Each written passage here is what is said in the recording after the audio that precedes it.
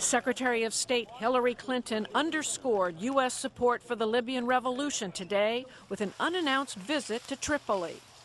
The Libyan people demonstrated their bravery and determination, and I am proud to stand here on the soil of a free Libya. She brought a pledge of more U.S. aid and urged the country's transitional government to commit to a democratic path without reprisals. The Libyan people deserve a nation governed by the rule of law, not the whims of men. We believe you deserve a government that represents all Libyans from all parts of the country and all backgrounds, including women and young people. Later, at a town hall-style gathering, the secretary spoke of former dictator Muammar Gaddafi, still a fugitive, in decidedly non-diplomatic terms.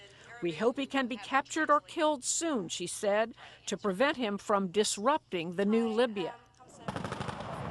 Her visit came 2 months after the rebels took control of Tripoli and stormed Gaddafi's compound. Wow.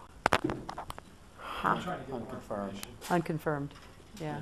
Unconfirmed. No.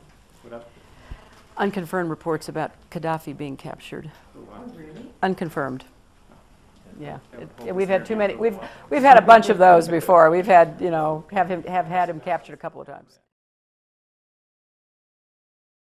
So, I mean, that is the land of unconfirmed reports. Yes, we came, we saw, he died. Did it have anything to do with your visit? No, oh, I'm sure it did.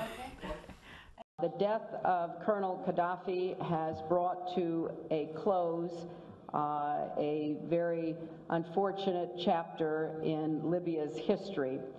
But it also marks the start of a new era for the Libyan people. And it is our hope that what I saw in Tripoli on Tuesday, firsthand, the eagerness of Libyans to begin building a new democracy can now begin in earnest. Well, I haven't seen Colonel Gaddafi myself, so I can't independently confirm it, but I have spoken to the man who says that he captured him, Mohammed al-Bibi, a young fighter in his 20s. He was wearing a blue baseball shirt and a New York Yankees baseball cap, and he was hoisted on the shoulders of his comrades right here outside this hospital, outside Sirte, where I'm standing, as they fired off volley after volley of celebratory gunfire. He was brandishing a golden pistol, which he said he personally took off the former Libyan leader. He said he found him hiding in a hole in the center of Sirte, and that Muammar Gaddafi said to him simply, "Don't shoot." Okay, so that's what happened earlier in the day. What about the whereabouts of Colonel Gaddafi right now? Well, if indeed he is captured, and I really should emphasize that we haven't seen independent confirmation of this, then the National Transitional Council fighters say that they've taken him by ambulance to the city of Misrata. This mobile phone footage shows the moment the former Libyan leader was taken. At this point, he was alive, but witnesses say he had been wounded, possibly in the shoulder.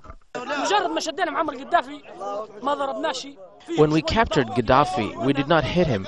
Of course, there was a little hitting. We hit him a little in the beginning.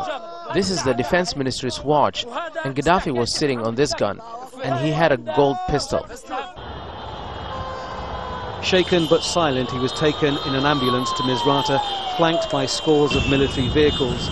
The shouts and cheers of the fighters reflecting their prized prisoner, but yet to divulge his identity for security reasons.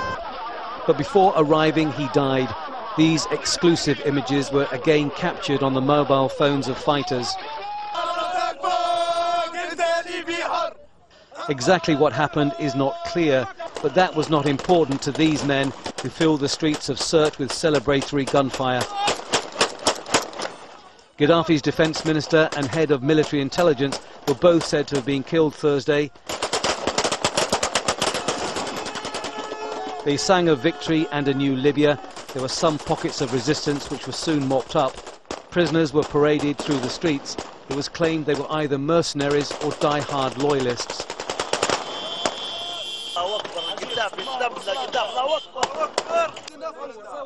Some showed signs of physical abuse and were terrified. They were driven off to an unknown location. But among the celebrations, a drive through the rubble gave an idea of the true cost of the battle for Sirte. Hardly a building remained unscathed. Evidence of the intense fighting was everywhere. And the human cost. A body in the street and in the grounds of the small clinic in the heart of the combat zone, the graves of 24 men, probably Gaddafi fighters, buried almost where they died.